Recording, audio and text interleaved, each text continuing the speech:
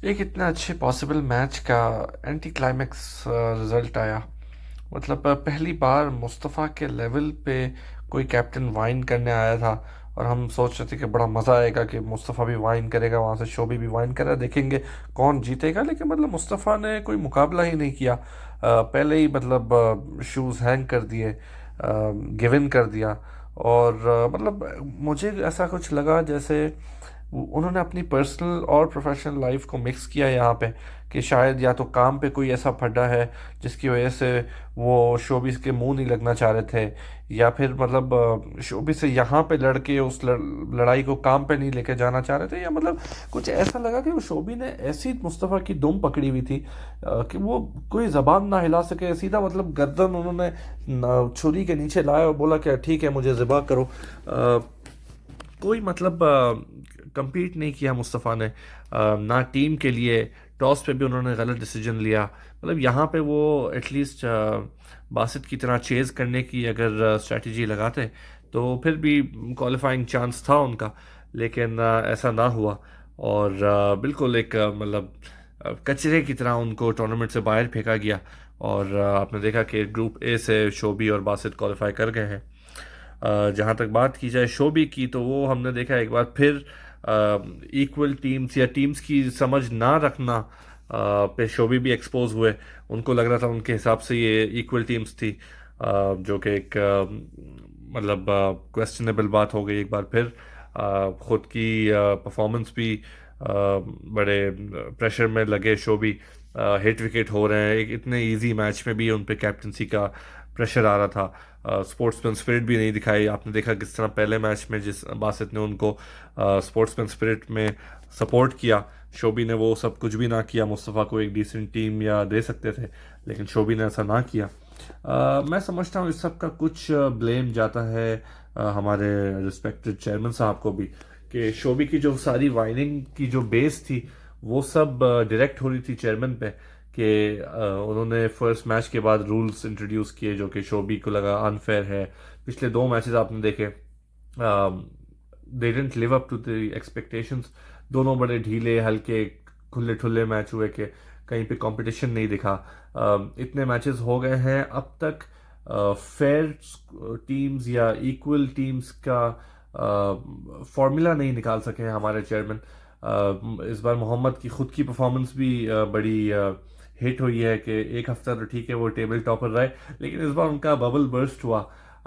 Batting bowling fielding तीनों departments में negative रहे।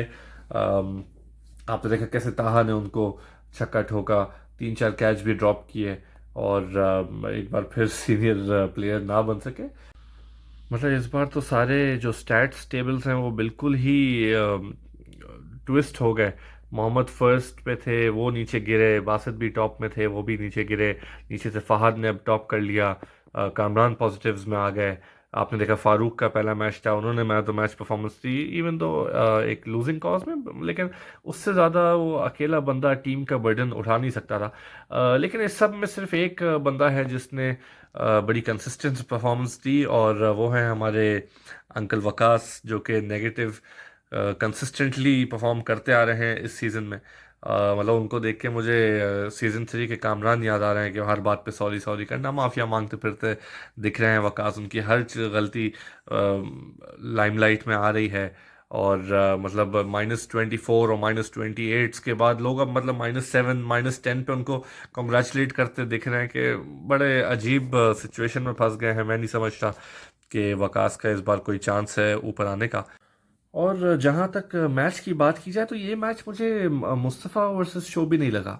ये मैच मुझे मतलब मुस्तफ़ा की ही टीम में इंटरनल डर्टी पॉलिटिक्स लग रही थी। कि मतलब कभी मुझे लगे मैच चल रहा है मुस्तफ़ा वर्सेस मोहम्मद का, जो मोहम्मद ने सीज़न 3 में एग्जिट होने का रिवेंज लिया मुस्तफ़ा से। या मतलब कभी लगा मुस्तफ़ा जग्गो का मैच चल रहा है, जो मैच जग्गो को मुस्तफ़ा ने हरवाया तो इस बार जग्गो ने वो फेवर रिटर्न की। इवन दो जगहों ने बॉलिंग बहुत अच्छी की, उनके चांसेस काफ़ी निकले, अनलकी रहे कि चांसेस कन्वर्ट नहीं हुआ विकेट्स में। और आपने देखा कि एक नाम जो इस बार सबसे ज़्यादा उछाला जा रहा है और न्यूज़ में है, और सारी ख़राब बातों के लिए न्यूज़ में है, वो है बासित का नाम। बड़ी फिक्सिंग एलिगेशंस भी उन पे लगाई जा रही हैं, और इन इन कंट्रोवर्सीज में वो क्रिकेट वॉर्स में पहले भी पढ़ चुके हैं। कुछ लोग बोल रहे हैं कि वो अपनी इंजरी की वजह से परफॉर्म नहीं कर सक रहे, कोई लोग बोल रहे हैं प्रेशर नहीं ले सक रहे, एक्सपोज हो रहे हैं। लेकिन मुझे यहाँ पे कुछ और ही कहानी लगती है, जो कि मैं आप लोग के सामने लाना चाहूँगा। मुझे लगता है कि अगर आपको याद हो, क्रिकेट वॉर सीज़न 3 में बासित की चेयरमैनशिप मुस्तफ़ा कैप्टन की वजह से ही गई थी। मुझे लगता है कि कहीं पे बासित ने उस चीज़ का बदला लिया है, मौका देख के उन्होंने वहाँ पे पॉइंट मारा है और मुस्तफ़ा को बाहर किया है, और मतलब अपने अंदर की एक आग को थोड़ा सा बुझाया। लेकिन जो हमारी कमेटी बनी है इस केस में इन्वेस्टिगेट करने के लिए, वो ही हमें एक्चुअली बता सकेगी कि क्या सही रीज़न था इस सब के पीछे। मतलब इस मैच में काफ़ी अच्छी परफॉर्मेंसेस भी थी। आपने देखा मोबा ने हैट्रिक ली, तैमूर ने हैट्रिक ली, फारूक ने man of the match performance दी। लेकिन ये मुस्तफ़ा की टीम की इंटरनल पॉलिटिक्स के पीछे ये सारी परफॉर्मेंसेस छुप गई। हर प्लेयर अपने पर्सनल स्टैट्स के बारे में ज़्यादा फिक्र में था। बासित को आपने देखा किस तरह से, मतलब बॉलिंग उनसे हो नहीं रही है, बैटिंग में कभी हिट नहीं करते। इस बार तो मतलब फीड कर रहे थे, कैचिंग प्रैक्टिस दे रहे थे, कैच ड्रॉप कर रहे हैं, रन आउट मिस कर रहे हैं, आउट होने के बाद हाई फाइव्स और हंसी मजाक कर रहे हैं। इतना नॉन सीरियस एटीट्यूड कभी नहीं देखा गया। लेकिन मैं फिर भी इस सब का ब्लेम कैप्टन पे दूंगा, क्योंकि मतलब उन्होंने एक टेम्पलेट ही ऐसा फॉर्म कर दिया था इस मैच का। मतलब उनका तो ऐसा लग रहा था कि मतलब फिशिंग करने जाना है, लेकिन लेके जा रहे हैं सबको डेजर्ट, और फिर बोल रहे हैं अपने प्लेयर से यार तुमने मछली नहीं पकड़ी। या मतलब ये तो ऐसी बात हो गई कि मतलब आप लेग्स की एक्सरसाइज कर रहे हो, बोल रहे हैं मेरा बाइसेप नहीं बन रहा। इस तरह के एटीट्यूड से क्रिकेट मैचेस नहीं जीते जाते। और अभी तो शोबी के टीम ने कितने चांसेस मिस किए, बड़े इजी सिटर्स ड्रॉप किए, बड़े चांसेस मिस किए। उसके बाद ऐसा इस किस्म का मैच हुआ कि फर्स्ट 5 ओवर्स में ही हम लोग को, सेकंड इनिंग्स के फर्स्ट 5 ओवर्स में ही रिजल्ट समझ आ गया था कि क्या होने वाला है। तो बड़ा डिसअपॉइंटिंग मैच रहा मेरे हिसाब से। लेकिन अब जो मैच आ रहा है इस वीक, वो है क्लैश ऑफ द टाइटन्स। मतलब क्रिकेट वॉर्स का बेस है वो मैच। फाइनल से ज़्यादा बड़ा वो मैच है शाहरुख और जगराज का। अब तक 2 बार ये एक दूसरे के सामने आए हैं, दोनों बार शाहरुख जीते हैं। लेकिन बहुत ही हाईली एंटिसिपेटेड मैच है ये। इनफैक्ट इस हफ्ते भी ये मैच होना था वो तो, लेकिन शाहरुख ने थोड़े अपने बीमारी और बहाने जो भी किया उन्होंने और अवॉइड किया। लेकिन अब ये मैच इनएविटेबल है।